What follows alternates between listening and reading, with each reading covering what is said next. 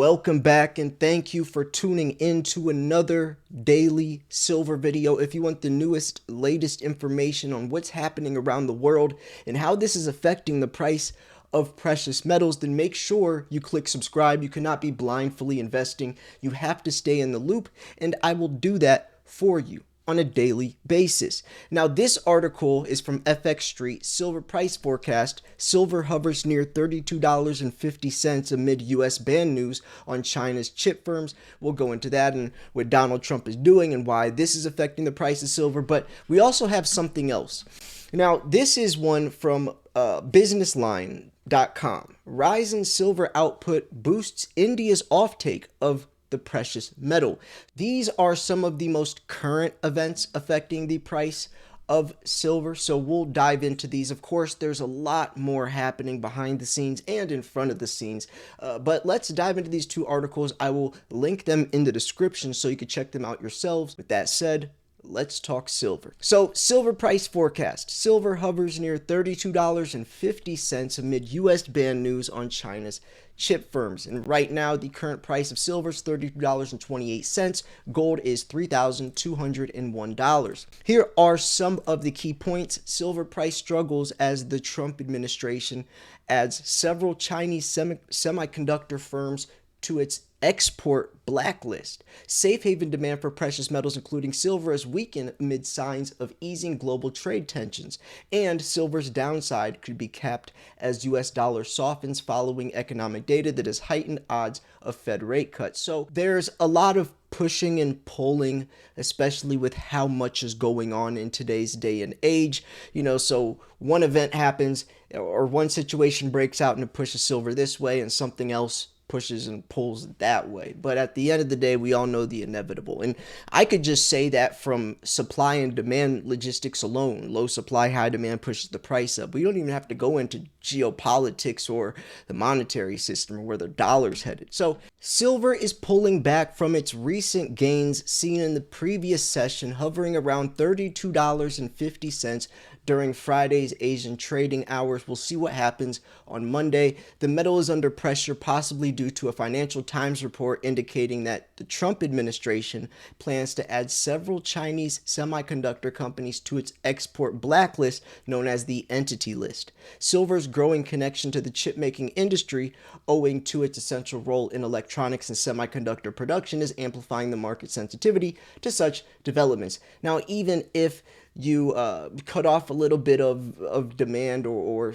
the production in one area, we need silver at an alarming rate. We're talking about record-breaking supply deficits, hundreds of millions of ounces in the red.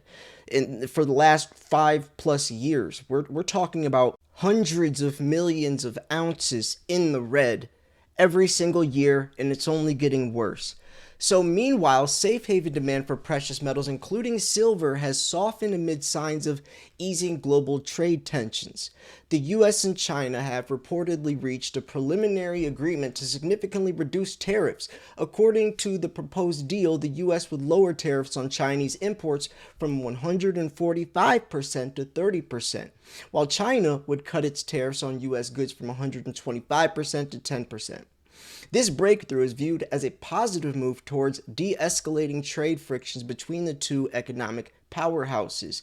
But at the end of the day, this is still something that isn't going to influence the price for a very long time. I mean, people are looking at maybe the what did they call it, the entity list, as something that could affect it because silver is used in semiconductors. But we're way too deep in the hole for anything like that to actually affect the price for the long term.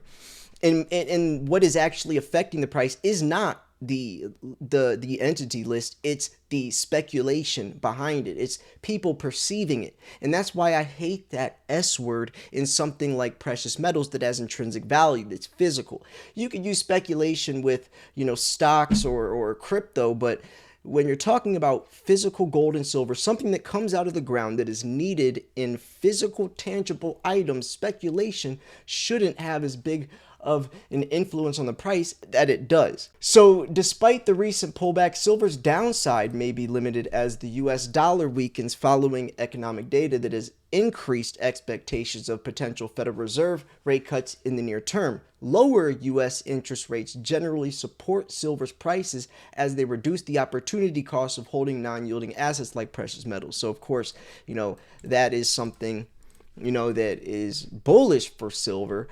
So we'll have to, just stay tuned. There's going to be a lot of volatility. Now, this is another article that was posted 2 days ago from Business Line. Rise in silver output boosts India's offtake of the precious metal. Mining output has increased to 22.5 million ounces from 12 million ounces the past decade. And we're only, and here's the thing. There's only so much silver in the Earth's crust. Silver isn't made in the Earth. It got here from meteors and comets and asteroids.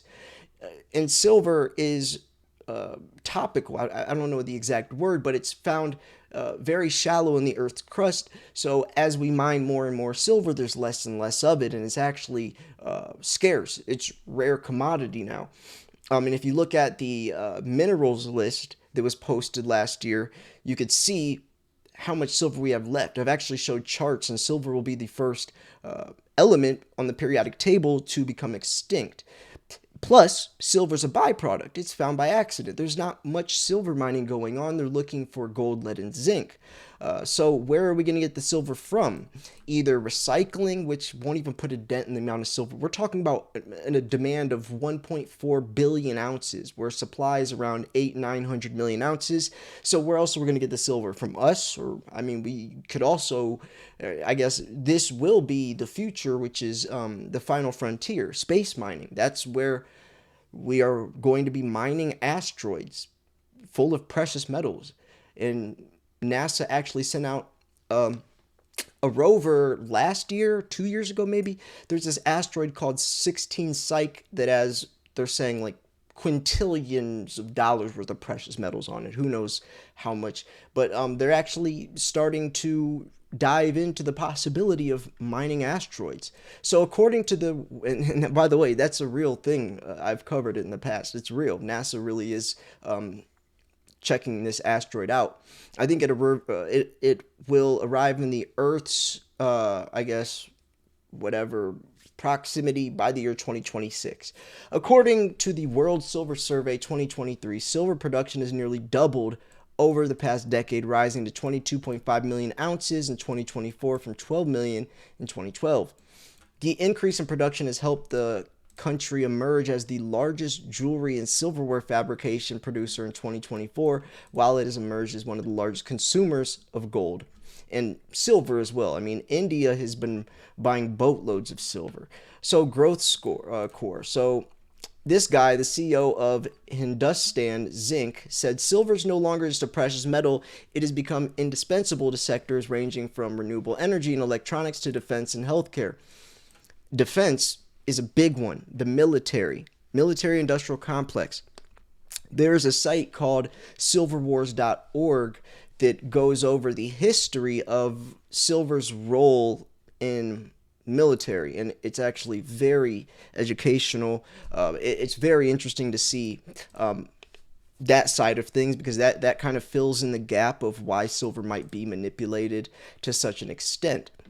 So according to HZL, at the core of this growth is the Sindesar Kurd mine in Rajasthan, where automation and digitalization dominate operations.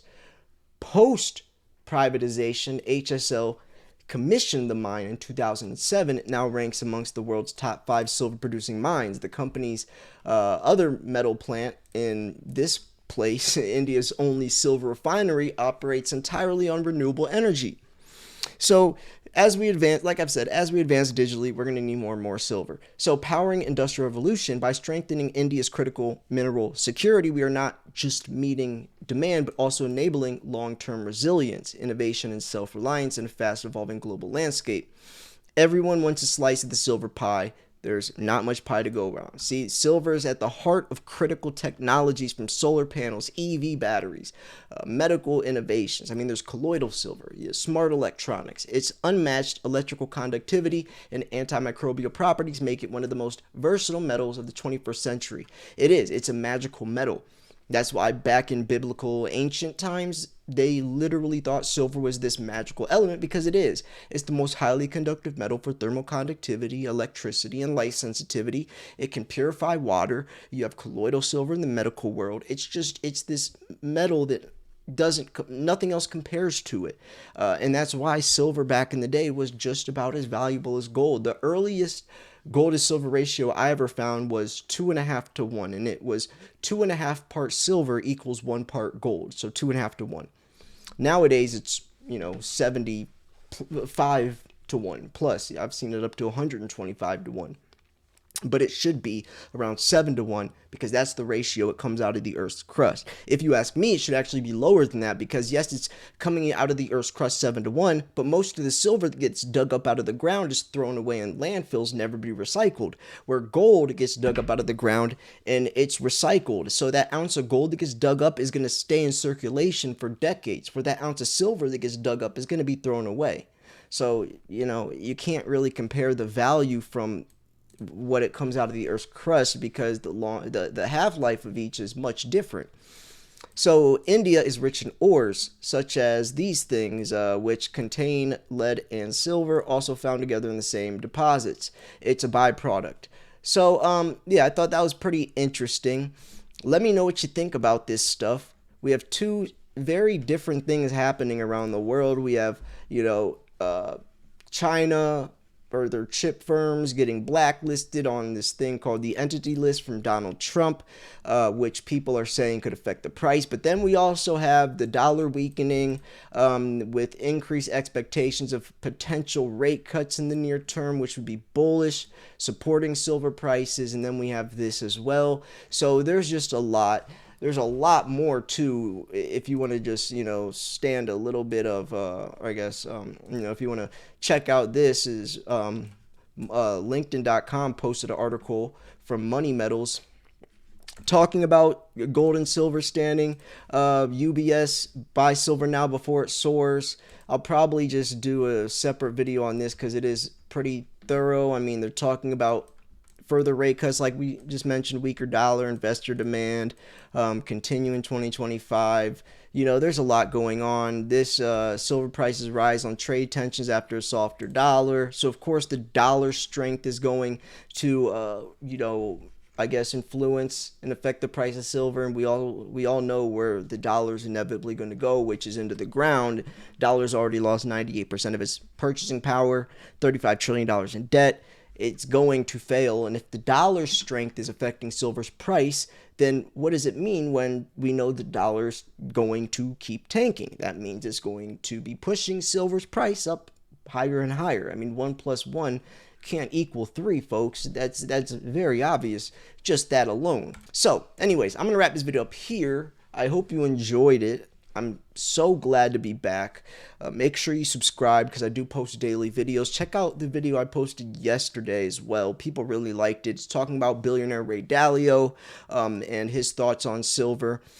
And then the day before that, we had Mike Maloney calling for $300 silver, and go check out his reasons. He has some very interesting and important points to note. There's not just one thing. Silver doesn't have just one thing going for it. It has many different things going for it, much more than any other investment. I mean, if you have a friend that's looking at investing into something, or that is, and he's trying to compare it to silver, ask him why, where its potential lies, and you will be able to name many more points backing your theory of why silver has more potential than his with any other investment. Nothing makes as much sense as silver at the end of the day.